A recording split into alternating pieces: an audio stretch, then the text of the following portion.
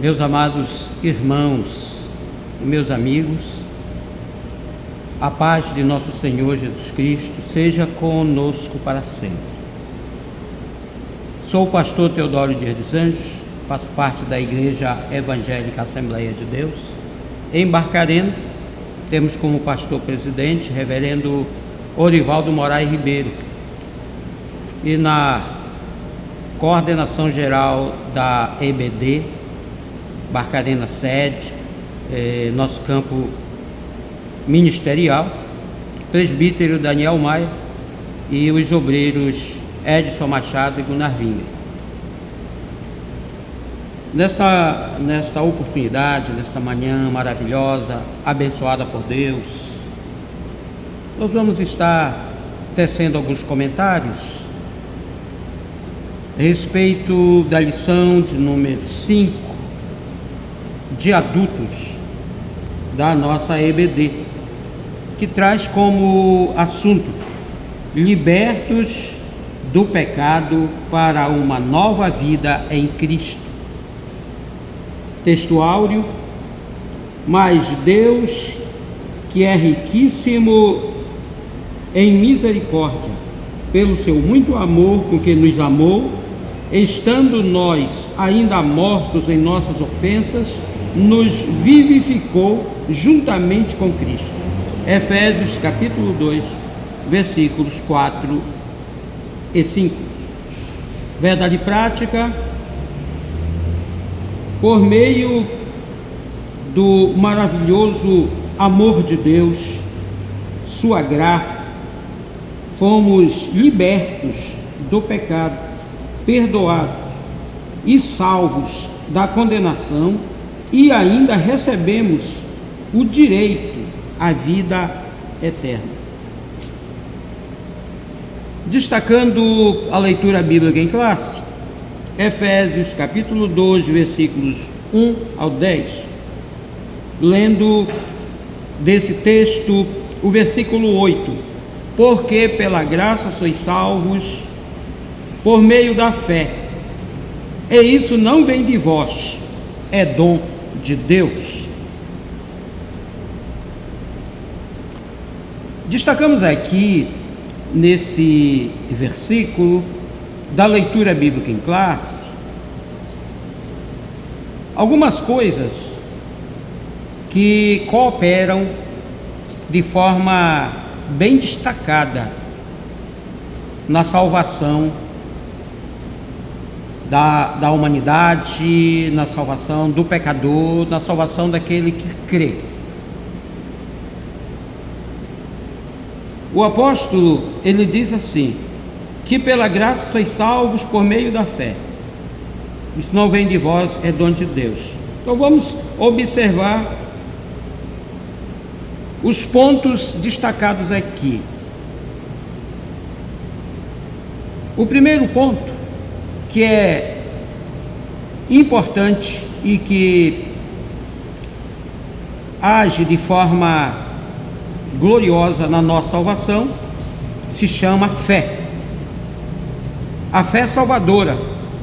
Isso é, através da fé nós cremos no sacrifício de Jesus por nós e concluímos que seu sacrifício foi perfeito e completo e suficiente para nos garantir a salvação. Que é a salvação? A salvação é a certeza de termos os pecados, nossos pecados, perdoados e termos acesso a Deus, ao céu e também à vida eterna. Diríamos, numa forma bem simples, um significado de salvação: a certeza do descanso da nossa alma na eternidade. O segundo ponto interessante aqui e que contribui muito para a nossa salvação e é um fundamento, se chama o sangue de Jesus. João, o apóstolo, escreveu na sua primeira carta, capítulo 1, versículo 7, que o sangue de Jesus Cristo nos purifica de todo pecado. Então, o sangue de Jesus Cristo, ele é quem perdoa os pecados. E o terceiro ponto importante e necessário na salvação se chama graça, que é favor não merecido. Graça é o amor de Deus por nós. Existem duas coisas interessantes aqui. Primeiro, eu destaco a graça, mas também destaco a misericórdia. Misericórdia é não dar a alguém aquilo que ele merece. Isso é misericórdia. Como isso? Nós estávamos condenados à eterna separação de Deus, ao inferno, mas a misericórdia de Deus nos alcançou e Ele não deu a nós aquilo que merecíamos. Merecíamos o quê? Condenação. Ele não deu a condenação. Ao contrário, Ele usou para conosco de amor. Ele nos deu sua graça. E o que é a graça? É favor não merecido. Quer dizer, é dar a alguém aquilo que ele não merece.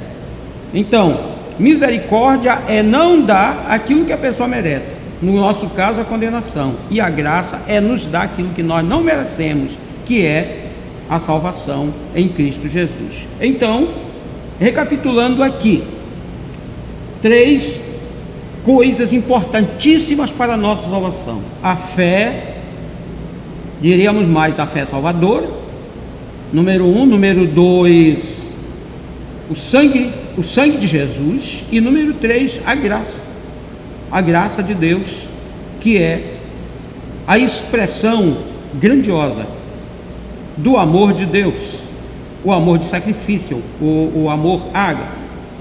E graça é um tipo de amor.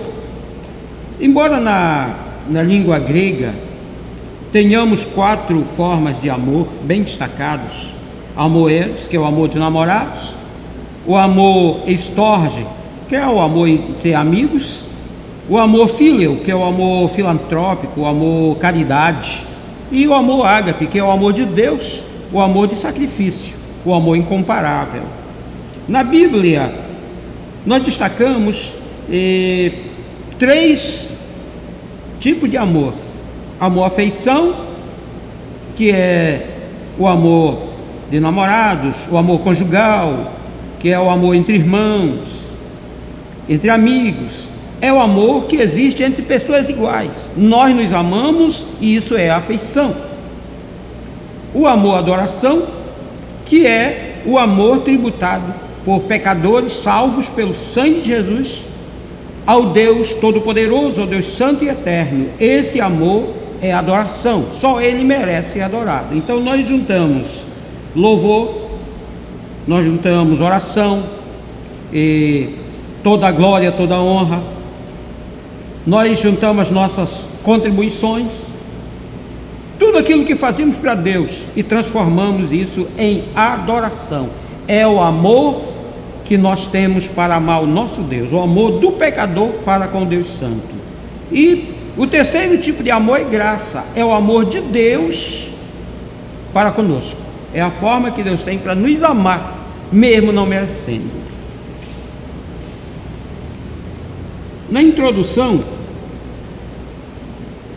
ao primeiro tópico do comentário de nossa lição, o tópico traz como tema a antiga natureza morta em ofensas e pecados. No início da epístola, o apóstolo Paulo lembra que antes da regeneração estávamos mortos em ofensas e pecados e éramos por natureza filhos da ira. Efésios capítulo 1, versículo 3. Primeiro subtópico: nossa condição anterior. Aqui nós destacamos duas palavras interessantes da língua grega. A primeira palavra é paraptamos, que nos faz entender como significado um passo em falso dado de forma deliberada, seja, errar deliberadamente. E a outra palavra é amartia. Amartia é a palavra que nos indica o pecado. No grego, pecado é amartia. Dessa palavra vem um termo teológico para a matéria, o estudo sobre o pecado, a martiologia. Então, a amartia é o pecado e logia é estudo, é conhecimento, é ciência. E observando os dois termos, paraptomos e amartia, vamos observar assim: o primeiro termo indica pecar deliberadamente, e o segundo é o próprio pecado, quer dizer errar o alvo. O significado da palavra pecado é errar o alvo. A pessoa errou o alvo que ele tinha determinado. Nossa condição anterior, isto é, quando nossos primitivos pais estavam no Éden, eram santos e viviam em plena comunhão com Deus. Adão tinha duas naturezas: a natureza divina, era aquela natureza que fazia com que ele tivesse comunhão plena com Deus, e a natureza humana, a natureza material, que o identificava com a terra de onde ele foi criado, de onde ele foi formado. Mas Adão não tinha pecado, ele era santo, quer dizer, separado para Deus. Um dia Adão pecou, e ao pecar, sua comunhão com Deus foi cortada.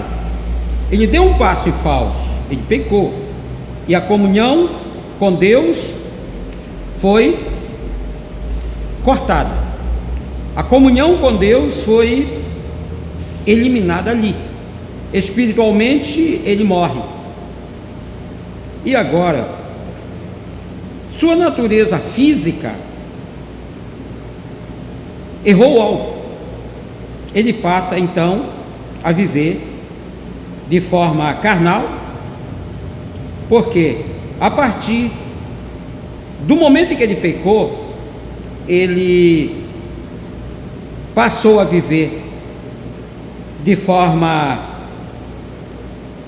isolada de Deus, distante de Deus, fazendo coisas erradas, errando constantemente.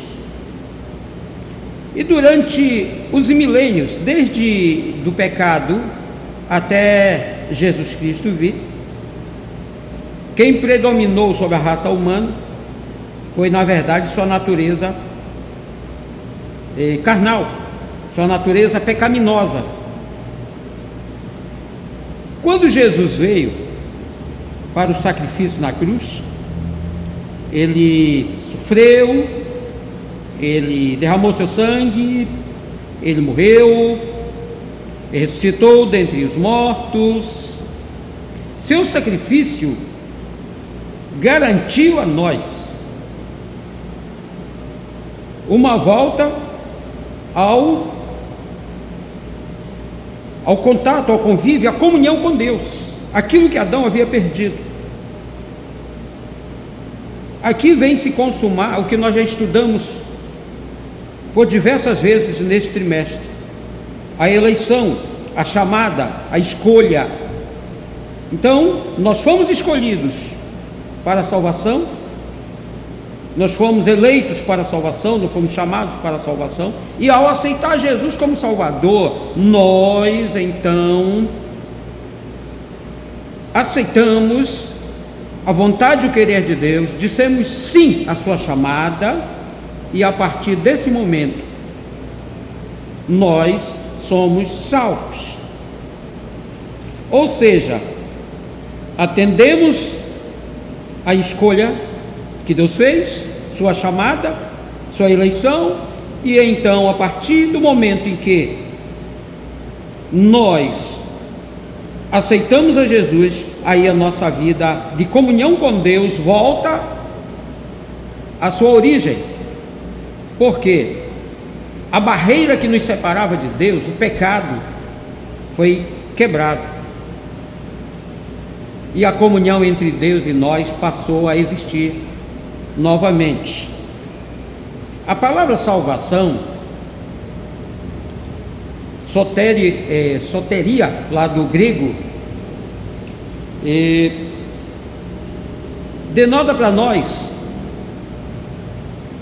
4 partes interessantes que nós chamamos de as 4 divisões simultâneas da salvação. Primeira, justificação. Segunda, regeneração. Terceiro, adoção. E 4, santificação. Quando aceitamos Jesus, nós somos justificados, pecados foram perdoados, começa uma nova vida em Cristo. Segundo, regeneração, quer dizer, na hora em que aceitamos o Jesus, nascemos de novo, nossa vida espiritual foi renovada, a comunhão com Deus voltou a existir. Terceiro, adoção, nós fomos adotados, éramos o quê? Menino de rua, morava debaixo da ponte, isso é normal para uma criança que encontra alguém com um coração caridoso e adota essa criança. Nós éramos essa criança, ou como essa criança, menino de rua, desprezado, jogado fora, o lixo. Mas Deus nos amou tanto que nós fomos adotados e passamos a fazer parte da filiação divina, como co-herdeiros com Cristo no reino celestial. E após sermos adotados, vem o processo da santificação. Essas 4 partes aconteceram no momento em que nós aceitamos a Jesus como nosso Salvador. Dessas 4 partes, 3 são de forma definitiva, quer dizer, justificado completamente, e nascemos de novo completamente. Ninguém nasce aos pedaços, nasceu completo, inteiro, perfeito. E fomos adotados completamente. Mas a santificação, embora seja simultânea aos demais, ela é progressiva. E nós destacaríamos até a salvação como instantânea, a salvação progressiva e a salvação eterna. A salvação instantânea quer dizer, na hora em que a pessoa aceita Jesus como Salvador, ele está salvo. A justiça de Deus, quer dizer, o sacrifício de Jesus conseguiu pagar o preço do perdão dos pecados. A justiça de Deus foi alcançada pelo sacrifício de Jesus, foi pago o preço. Então, está salvo. Está salvo até quando? A pessoa aceitou a Jesus, ele vai continuar salvo até pecar. Na hora em que ele pecar por pensamento, palavras ou obras, ele consequentemente perdeu sua salvação instantânea. Aí ele vai precisar fazer o quê? Pedir perdão e voltar à comunhão com Deus. A partir desse momento a salvação se torna progressiva. Quer dizer, toda vez que pecar vai ter que pedir perdão para manter sua salvação. Ela vai ser progressiva. Isso indica também que amanhã nós podemos ser mais santos que hoje, depois de amanhã mais santo que amanhã, e nós vamos crescendo em santificação. E existe a salvação, a santificação no sentido eterno, que vai ser depois que passarmos dessa vida para a eternidade, recebermos corpo glorioso, lá na eternidade a santificação será eterna. Esses são os pontos importantes dentro desse primeiro subtópico. E segundo Subtópico: nossas ofensas e pecados. A má conduta em outro tempo que andastes. Exatamente. No passado, sem Deus, andávamos errantes no pecado, fazendo coisas que desagradavam a Deus, obedientes à carnalidade. E então,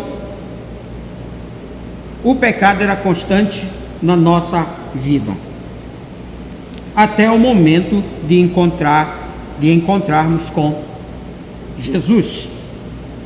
Temos aqui o segundo tópico no seu primeiro ponto: andaste segundo o curso deste mundo. Os costumes eram praticados conforme o sistema mundano da época, tais como imoralidade, furto, a mentira e etc. Era dessa forma que nós andávamos, conforme o mundo, conforme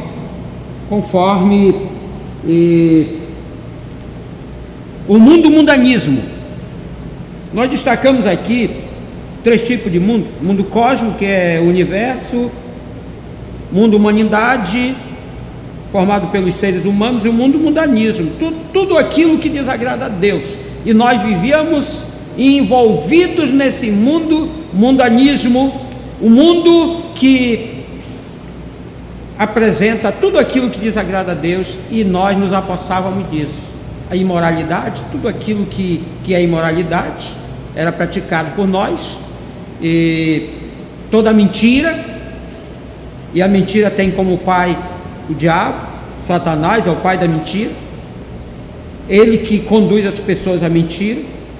E era assim que nós vivíamos, praticando tudo que era desagradável, até o momento em que aceitamos a Jesus como nosso Salvador. A graça de Deus nos alcançou, e a partir daí, mesmo aquela pessoa que vivia desgarrada, pecando, fazendo coisas erradas, quando ele aceita Jesus, há uma transformação radical na vida dele.